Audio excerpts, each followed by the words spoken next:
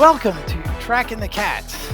I'm your co-host, Bob Saban, along with Steve White, and we do all things Catamount. We are here every couple of weeks, and we are sponsored graciously by Stanberry Insurance. They have offices on Main Street in Silva, as well as in Highlands and Waynesville, and they can cover all your insurance needs. So we'd love for you to give them a call if you ever need anything insurance-wise. A lot going on around Cullowhee, right, Steve? Oh, definitely. It's like I say, I haven't seen that many people around Cullowhee other than the athletic teams. They're everywhere. I think that's about half the population right now. It's not like in the old day, Bob, when we were here and everybody from the state of Florida, Georgia, and South Carolina was coming to get their master's degree in education here at Western. It's changed a little bit. A lot of online stuff now, but it's still a wonderful place to live. Yep. Well, a couple of headlines we've got. First of all, our guest today is our newly minted athletic director, Kyle Pifer. He'll be with us in just a second. And then we're going to talk about the opt in, whatever that is. It sounds, it's more complicated than it sounds, actually. And I think Kyle's going to be able to clarify some of that for us. But Kyle's been in Cullowhee for about 5 years. He's been assistant athletic director. He's got a great pedigree as far as Western Carolina is concerned, in that he's been at other major schools like University of Washington, Oregon State. He came here from Corvallis, and he's even spent a little time at Gonzaga, for those of you who are hoops enthusiasts. But he's coming back to the East Coast, and he's only about probably 2-3 hours away from getting a low country boil near his alma mater of Francis Marion, the Swamp Fox University. But Kyle, welcome aboard. Glad to have you with us. Hopefully get you a few more times over the next year or so. But we'd like for you to tell us a little bit about the transition from assistant athletic director and then being chosen amongst a pretty qualified field of candidates for this position. Well, thank you, Bob, and happy to come back if you want me. Hopefully, this is entertaining, this conversation as we walk through it. So happy to be here. But yeah, you know, talking about the transition. So I started in November of 20, right? Kind of still in the middle of COVID. If you remember that kind of odd football season where we had 3 games in the fall, then the conference was in the spring, and so I got here.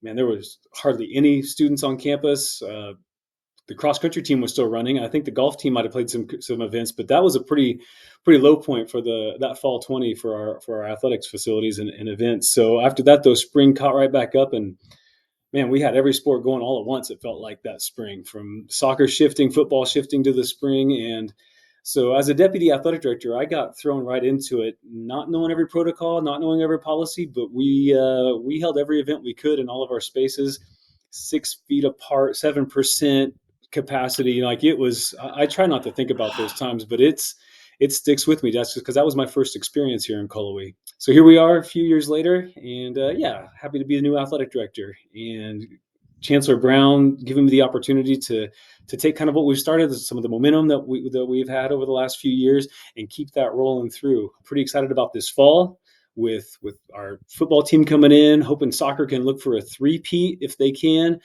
But the transition, you know, and to answer your question honestly, can I tell you in a couple months how I transitioned? Because just today, we made an announcement that we brought in Todd Long as our deputy athletic director, filling my old vacancy. So he's been in Cullowhee since 2011, actually started at Western in the athletic department, moved over to Ramsey to manage the building and make sure all the events ran smooth there. But he just started today as deputy athletic director. So as that transition, and he takes up some of those responsibilities that I had and can take over some of those roles, it'll make things a little easier, because I've been filling both of those roles for the last couple of months, and making some major decisions like opting in, and you know, just getting our football seasons scheduled out with the new change that allows FCS schools to play in week 0. There's a lot of change going on right now, not just in Cullowhee but nationally. Speaking about Todd Long, yeah, he is a great guy. I've known him since he came here, and just a great human being. And that's a great choice, I think, for Western Carolina University. Of course, the big news around Catamount athletics, and actually throughout the NCAA, is the decisions there. The NCAA House settlement, opting in, opting out, and so forth. I know that there's some pluses and minuses of either opting in or opting out. And the majority of the Southern Conference schools, I understand, are in. Work us through the decision for Western Carolina, why Western decided to opt in to the House versus NCAA settlement, and what it means to WCU athletics and to our student athletes. Sure. You know, it is every day something new comes out. Some new piece of information, some new angle to the House settlement. Even more lawsuits are still coming out every day. So we had, and I think we had talked openly about this, at least internally and on campus, but we were not going to opt in immediately. We were going to wait a Right. year. We were going to wait until that fall of 26, let everyone else make the mistakes. We knew that more information was going to continue to come out. So let's just slow this down. Let's see what it looks like and move forward once we get there. One of the things we thought at the time, and this had been a talking point throughout, was with the roster caps. Our understanding, if we did not opt in right away and opted in the future, we would still have some flexibility on how long it would take for us to get there. We can, grandfather in students who otherwise would not have been kept on the team and all that. But they came out at the last minute with the House settlement and said, no, if you do not opt in right now, there is no flexibility in the future. And so, in order to protect those student athletes who, I mean, we were, I mean, it was June, to have to, the thought process of having to get down to a roster cap and inform students that they didn't have a spot on our team in August, or whenever their season may have even started earlier than that. Volleyball is going to be here this month. That was hard, and so that was definitely something that made us pause to think about the conversation about what it looks like for us to opt in. We also understood too that the Colloquy Collective, those guys have been great. The Kevin Stanberry, I know he's a sponsor of your show, and the Eddies, Nathan Yearwood, Mike Crawford's, they've done a great job with the collective over the last couple of years. They all have jobs. They were doing it as a volunteer, where some of the collectives out there, that was people's full-time job, and so they understood that eventually moving that payment, that funding source, kind of to an in-house was inevitable, and I agree that it was. That's why we were going to wait for a year. But it was time, once we realized the roster caps and that giving us that flexibility of opting in to be able to bring some of that funding in house. And this is new funding. I want to make sure I'm clear on something too. It's not like we're taking away from our programs in order to pay all these athletes. Our budget is our budget. And yes, there will maybe be some people that are excited about funding, Alston payments, revenue sharing, but that wasn't the biggest part of us opting in at Western Carolina. At the end, me and some of my colleagues in the SoCon, initially 2 weeks ago before the deadline, there were 5 SoCon schools that had said they were opting in and 5 that said they were not. We were not going to be one of those. And when that information came out about roster caps, us, Furman, and Wofford all just immediately flipped our minds and said we're going in. So right now, 80% of the SoCon has opted in. It's 80 plus across all of Division I schools have decided to opt in. And we're not here again. What this means for Western, we're not paying everyone. I want to make sure that misnomer is not there. It's not like we get more money for opting in. That's not a thing either. What we have is the money that we can try to enhance our revenue, maybe some different programming, some different events that will help us in this area. And that, if we don't have some of this revenue sharing within our own conference, we'll be left behind. I think that there's some articles out there. I think UT Chattanooga recently came out with an article about how much they're going to have. I think Tennessee, the state, has a different funding model for higher education and athletic departments. So Yeah. those are just some of the things we have to deal with as far as when it comes to recruiting and competing within our conference. So the thing that the Colorway Collective is going away, is that what you're saying? And if so, how does that get substituted? Are we going to rely on the same folks who are funding the Colorway Collective? My understanding is we're well into the 6 figures on our first year at the collective. How is that going to manifest itself in funding that's going to be needed through this? Sure, and I don't saying the collective's going away may not be the right way to do it. They're gonna be our partners at least for the next year. You're right, they have been raising funds. They have that in hand, and we're gonna work with them about the best ways to manage this moving forward. But I do envision whether it's the Catamount Club, maybe it's a division of the Catamount Club or athletic department that will focus on this revenue sharing and generation, and it's gonna come from multiple angles. There other people have raised their ticket prices, right? They've called it a talent tax, or maybe we'll have some different donor engagement that will allow for some different funding if people are interested in that. So stay tuned. So that's the funding that they're in. The collective, would they have 3 or 4 different events, including a golf tournament? They had a concert here in Ramsey. So those things are things that I would like to see us take over management as an athletic department. And I'm kind of watching what my peers do from both P4s all the way down to right here in our own SoCon about what they are trying to accomplish with some of these extra revenue ideas, and we just need to be focused on it. That's what we need to do. Not that we haven't been maximizing revenue as much as we can, it's just that college athletics is getting a little bit more expensive in certain ways. Yeah, it's not like the old days when Bob and I were in school, and even before then, what they call the laundry money. It's it's a little different situation right now. Instead of somebody getting $50 a month or something like this, football players, it's a little bit different. But yeah, that's going to be, I think, interesting as the way that you could, especially on our level, being creative in the ways that you can enhance those funds. And as far as I'm concerned, we could have a golf tournament every week, Kyle, and go. I'd You'll be be willing there. to. So I'll be there. That's for sure. But yeah, Bob, any more you want to talk about more about this part of it about the opting in or? Yeah. So my understanding is we kind of made that decision like on the last day, on June 30th. That decision had to be made. That's when the announcement came out. That got driven primarily from roster caps, and let's talk a little bit more about roster caps on the various sports as well. Sure, and that was probably the leading conversation about it. Again, just to protect our current student athletes that are ours. They're here. This is their home. I didn't want to have to say to someone they didn't have space because we opted in later, or I couldn't do that to our teams. So that was the guiding conversation around it. And I'll also say that you mentioned we waited till the last day. Yes, we did, because I wanted to get as much information as possible. I expected on June 30th, that Monday, which was the deadline, some new piece of information which could have changed our mind back the other way. And so we were just waiting as long as we could to see what else kind of developed in the national landscape that would have been beneficial to Western Carolina. And I believe that opting in was most beneficial. And it's already starting to work out for us in a couple of ways. And maybe we can talk about that later. Maybe not today. There's some things that are still brewing, but that's where I am. I'm happy that we're opting in. I think that this is going to be the future of college athletics, and so I'm glad we're doing it now and not in a year. And the numbers of people, is it like 115? I heard for football. And what about the other, at least major sports? You know what those numbers are? Yeah, and so I hope I get these right off the top of my head. Football is actually 105 as the roster cap.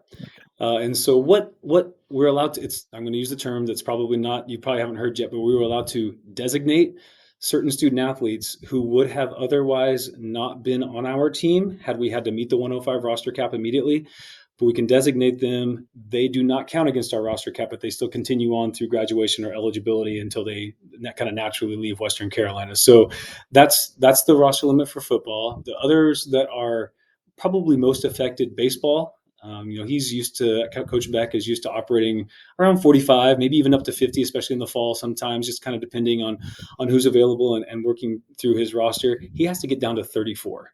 And just from a college baseball, the way it operates, you need enough arms to complete a season off the mound. Right. So giving him the flexibility to work his numbers over 2 to 3 years instead of immediately, I think that was super helpful for Coach Beck. Soccer would have lost a couple of spots down to 28. They usually are around 33, 34, somewhere in there. Track and field will have to lose a couple on the men's side. The men's actually, they're recruiting. I think we just had a better recruiting cycle for men for this year coming up. So we'll have to, over time, get that down to 45 per gender in track. And for the most part, the rest of our teams are pretty much at the roster cap anyway. Do most of the scholarship numbers stay the same? Like baseball is what, 13, 13 and a half, something like that. Do those stay the same or are those changing as well? So nationally, they're changing, and that's from the House settlement. They went away from any type of financial aid scholarship limit nationally. The Southern Conference has decided to capture those NCAA limits that we had even last year. So, for example, baseball is 11.7, and those are going to continue to be our scholarship limits within the Southern Conference for all of our sports. Does that make sense in my answer? Yeah. So, that was a conference Yeah. level decision to maintain those limits. And give you an Lo- example, maybe like Clemson, Alabama, Georgia. What are they giving now? I understand they can give up to what, 35 maybe? Something like that. If we're talking baseball, yeah, Baseball, yeah, they can go yeah. all the way up to that So full that roster. And I've heard like a couple of, I think it's Texas or Texas Tech is going to go all the way up to 45 scholarships in track on both sides. Like that's what we're up against. Yeah, exactly. That's what we're up against. And this is, again, God bless you because it's a challenge for you. So, Bob, any more on that? I thought we might move over to the facilities, talking about that, maybe an update on the first phase of our athletic facility upgrades, the skybox on the west side. I've been out there, lots of dirt, holes, machinery, a lot of digging going on the west side. A lot changes on the schedule for completion, Kyle, on that project. Nothing as of right now. Weather's been cooperating enough. For those of you who can see me, I've got my hard hat right here on the wall because I visit that site often. And I like to walk out there and see what's going on. You're right, though, Steve. It's noisy. It's both beautiful and a terrible noise all at the same time. The crane is up, moving iron around for us. The concourse is completely dug up and getting releveled now that there's been some infrastructure buried underneath there as far as electrical and plumbing and drainage. So it's coming along. We should have it open. Everything is still on schedule. Knock on any wood you've got for that first home opener in 2026. The one change, and I mentioned this earlier, is that we have that ability to play a week zero game, which is August 29th of 26. I talked to the construction company and they said I could schedule a home game then, but man, I want to give them as much time as possible. So if we end up playing, a road game, the only problem in 26, and I don't want to do this to they'd be on the road for the first 3 games of the season.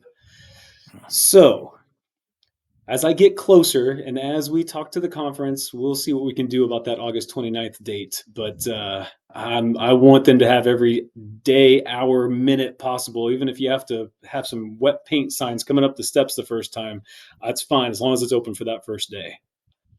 On the other hand, we are going to need 12 games if we're going to be playing, for a conference title and getting a good look at. We need to be 12 games like everybody else, and not just, oh, they got in with 11 games, or we missed out because we were 8-3 instead of 9-3. Yeah, And part of the revenue stream too, also the you're extra exactly games, right. whether Yeah. whether it be a money game away or a home game. Yeah. Home, yeah, like home and homes. We're talking to several people. Once that flexibility came open, Chad Garrity here in our department, he has done a lot of the football scheduling over the last couple of years, and so he's continuing with that. And even today, we were talking about an offer that we got. So we'll see what we can do for that 26 season. Again, though, I'm confident we're going to be open for that first game whenever it is. Or speaking of that, real quick, sorry, Steve. Any teams that we haven't traditionally played that are FCS that we've been talking to, and you don't have to name names, just a yes or no kind of thing. Yeah, I think with the flexibility, a lot of people are opening up that option. The Southern Conference has come to us as athletic directors and football coaches asking if we wanted to play a conference game in week zero. So maybe it opens up some flexibility later in the game. So all those kind of come together. But yes, we've got a few people that we're chatting with that we have not agreed to anything quite yet. I want to get some things in front of Kerwin Bell and have him talk through what a schedule could look like for 26 and beyond. But that's no, it's real. We might have some opponents people haven't seen here before. Very Yeah, cool. speaking of home openers and so forth about the season, now this current upcoming here in just a couple of months, our opener here, I guess the Gardner Webb game. A lot of people are talking about, well, we won't be able to have bathrooms, concession stands, but I understand that's not the case. that it will be able that area will be open for our fans underneath the west side I'm talking about. Yeah, that existing brick building, if for those of you who know what it looks like, it's got that green roof on the top of it. Those restrooms and concession stands are open. It'll be a construction site. I'm not going to say it's going to be perfect and it'll look like a finished product, but we will have plenty of protection in place. But yeah, that's all going to be open, and we're talking about where to put a few extra food trucks around that area as well, because we did have vendors underneath those stands on that side as well, and that has been taken away. So it will be a little bit of an inconvenience. The biggest inconvenience is parking. It's one season. Bear with us, everybody. We'll get you to the games. Maybe come a few minutes early so you have time to get in. Speaking of, does Bojangles have a food truck? They do. They've been up on the other side though. That's Yeah, not they're going on to the east change. side. They're on the east Oh, side. okay, okay. Yeah, yeah. And I saw some work going on up there. I think that's probably just maintenance, cleaning up and so forth. But again, looks like that's going to have to be a hang around for a couple of more years before we do anything up on the east side. I think you're right, Steve. I don't. We're going to focus on what we have here. The next phase, bite, whatever you want to call it, for facilities is still a conversation.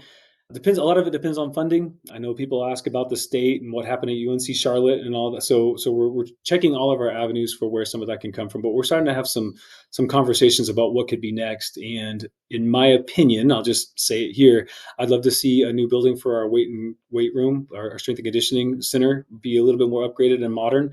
That's going to affect every student athlete, every team here, and I think we got a plan for it. But we're gonna have to find the funding for it before we get there.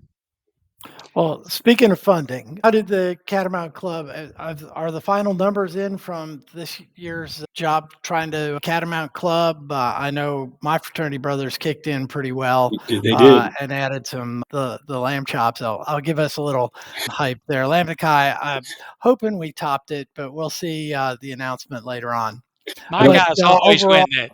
My guys always win it to Cap Alphas, KAs. They always win that. Uh, so, and you guys were the ones we were fighting against. But tell me, how was the campaign this year? It Do you it know? went well, and we finished really strong in the last 6 weeks or so. So I'll give our team credit. They went out and really made a ton of phone calls, contacted a ton of people. I will say this though, and before I answer your question, we've had some shifts where before the kind of that Catamount Club unrestricted fund was the main kind of way for people to give. More and more people are giving sports specific, and that's not a problem. That's great. I love donations wherever they come from. But that has been a little bit of a shift over the last couple of years. So all in all, we did top out at just over $1 million this FY25 that just closed up on June 30th. So that's great. It's a great number. We're going to continue to work on a plan for how to enhance that, and maybe with some of the other options that donors could have on how they could give to us.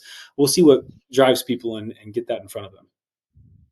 How about season tickets? What's the latest report? I haven't seen anything lately about how season tickets are going. Yeah, not Because we got a lately. very attractive schedule. Yeah. We do. We have with 6 home games. We are. I don't know the final number right now as I'm talking to you, so I don't want to even guess. But I know we're north of 2,000, so we're excited about that, and we're selling more every day, Steve. So tell your friends, everybody. Right. Season tickets are open for business. Yeah. Very cool. I think we're about done, but I have one last question I want to go back to. You mentioned that there were 8 SoCon schools that opted in. Which were the ones that did not? And do you have any no knowledge as to why they didn't? It was both military schools opted to not Okay. come in. I don't know the full knowledge behind it. I'm assuming it has to do with some of their funding, but that's a total guess, and I shouldn't even spread rumors. So I just know that they didn't at the last minute. I'm on text messages with many of the ads out there, and I just know that they said no this time around, not right now. Got it. Steve, you got any other questions for Kyle? No, again, just I guess very great decision, I think, on the part of our administration, our board of trustees, and Dr. Brown on bringing you up to Well, full thank you, status there as the AD, thank you, and Steve. say a great decision there with Todd Lawing too. I've been a fan of his, known him since he arrived on campus, and again, I think we've got us a tremendous team in place right now, and everything to me is just very positive, very update as far as Western athletics is concerned.